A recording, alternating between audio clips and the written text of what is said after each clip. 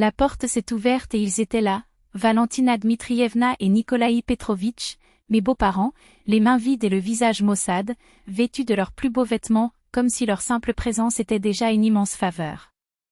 Immédiatement, j'ai su que mon 30e anniversaire tant attendu était voué à l'échec. Notre cadeau, c'est que nous sommes venus, annonça Valentina avec un sourire qui ressemblait plutôt à une grimace, tout en regardant la table dressée avec dédain. Auparavant, les aînés étaient respectés. Aujourd'hui, ces jeunes pensent que le monde leur doit tout, répète le beau-père, comme si j'avais exigé un banquet royal plutôt qu'une célébration intime. Les invités étaient déjà là, mes parents, ma sœur et son mari, de chers amis, tous avec des cadeaux à la main, des fleurs, des paquets colorés. Tout le monde sauf eux. Entrez, asseyez-vous, dis-je, essayant de garder ma voix ferme alors que mon cœur battait à tout rompre. Qu'est-ce qu'on a ici? Valentina analysait déjà la table avec les yeux d'un inspecteur qualité. Salade Olivier? On dirait que vous avez utilisé de la mayonnaise d'une marque douteuse. Et cette mortadelle doit être la moins chère. Critiquée avant même de goûter. Le jour de mon anniversaire. Ma mère a essayé de se calmer, Léna a tellement essayé, Valentina. Il a essayé, répétait ma belle-mère en fronçant le nez. À mon époque, un dîner d'anniversaire était une affaire sérieuse.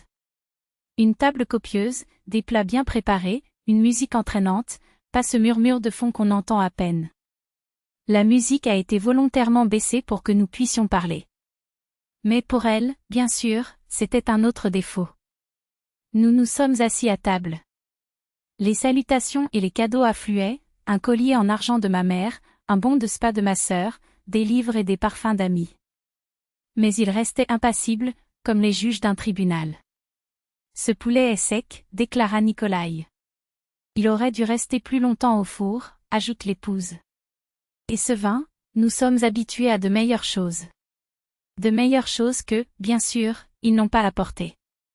Où est le gâteau? Demanda Valentina, comme si elle était l'hôtesse.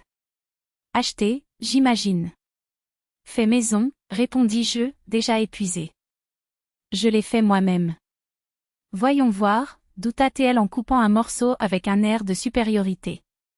Cette crème est granuleuse. Et trop sucrée. Avec mon problème de glucose, je ne peux pas manger ça. Maman, tu n'es pas diabétique, a essayé de argumenter mon mari. Oui, je le sais. Le médecin sans doute, a-t-elle répondu, comme si le diagnostic était une excuse toute prête pour toute plainte. Un ami, Sergio, a tenté d'apaiser la tension, Valentina, Léna a fait un excellent travail. Le gâteau est super, la table est pleine. Complet, rit-elle maladroitement. C'est complet pour toi. Chez mon amie Tamara, c'était un banquet. Des plats qui ne manquaient jamais, du champagne français. En d'autres termes, mon dîner était une parodie, un cadeau par rapport à son standard. Maman, je ne pense pas que nous ayons besoin de comparer, murmura mon mari, embarrassé. Comparer quoi? Je dis juste la vérité. De nos jours, personne ne sait comment bien recevoir les visiteurs. Les visiteurs qui arrivent les mains vides et repartent après avoir démonté chaque détail, c'est vrai. Ma sœur a demandé, Léna, montre-moi les cadeaux que tu as reçus. J'ai commencé à m'exhiber, en remerciant chacun, alors que des sourires et des compliments remplissaient la pièce. Sauf pour la belle famille. Ce collier n'est même pas en or, commenta Valentina en examinant le cadeau de ma mère. C'est de l'argent avec des pierres, expliquai-je. L'argent s'assombrit rapidement. L'or serait plus pratique. De l'or qu'elle n'a évidemment pas donné. Et ce bon pour le spa? De l'argent gaspillé. Il aurait été préférable d'avoir une casserole ou une poêle à frire, quelque chose d'utile. Une poêle à frire pour un 30e anniversaire? Comme c'est romantique, dis-je ironiquement, incapable de cacher mon sarcasme. Mon père a alors demandé une évidence. Et toi, qu'est-ce que tu as donné à Léna? Silence. Ils échangèrent des regards. Nous avons donné notre présence, déclara solennellement Valentina. C'est inestimable. Il n'y en a vraiment pas, a reconnu le beau-père. Pour les gens de notre âge, quitter la maison est déjà un sacrifice. Mais nous l'avons fait pour toi, ma fille. On a fait quoi? En arrivez-vous à critiquer chaque couvert, chaque chanson, chaque morceau de nourriture? Mon père grogne, quel cadeau original. Ma mère se contentait de les regarder, entre incrédulité et indignation. Les amis échangèrent des regards embarrassés. Auparavant, a poursuivi Valentina, comme si elle était une autorité en matière d'étiquette, les gens ne dépensaient pas autant pour les anniversaires.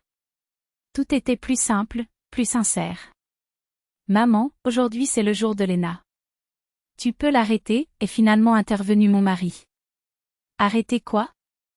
Je donne juste des conseils constructifs pour la prochaine fois. Des conseils que, bien entendu, personne n'a demandé. Au fait, poursuit-elle implacablement, tu te souviens de mes 30 ans? Un dîner très modeste, sans extravagance.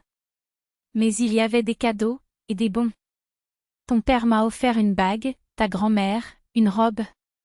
Sans fioriture.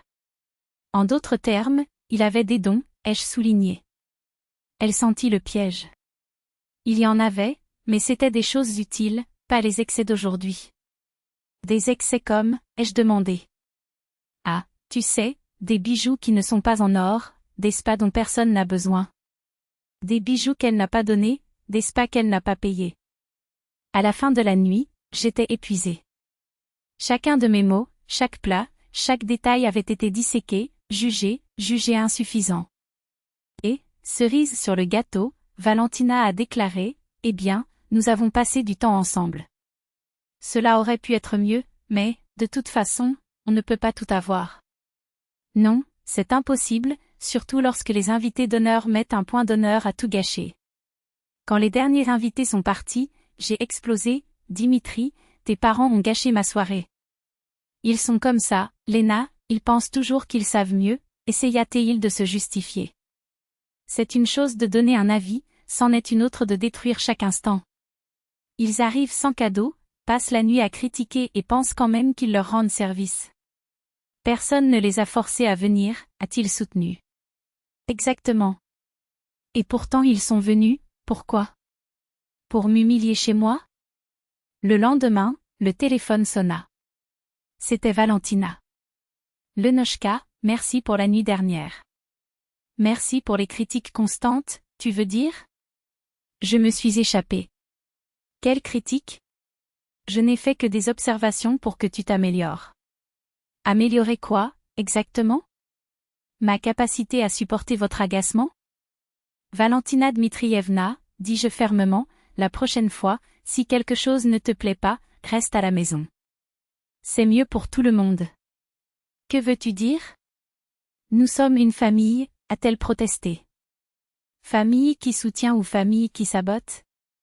Notre présence est déjà un cadeau, a-t-il insisté. Un cadeau que personne n'a demandé et qui n'apporte que du stress. Depuis, mes anniversaires se déroulent sans eux. Dimitri a résisté au début, mais il a fini par comprendre, une fête doit être joyeuse, pas un champ de bataille. Bien entendu, il continue de penser que leur simple présence à un événement est un geste noble. Dommage que ce « cadeau » soit le seul que personne ne souhaite recevoir.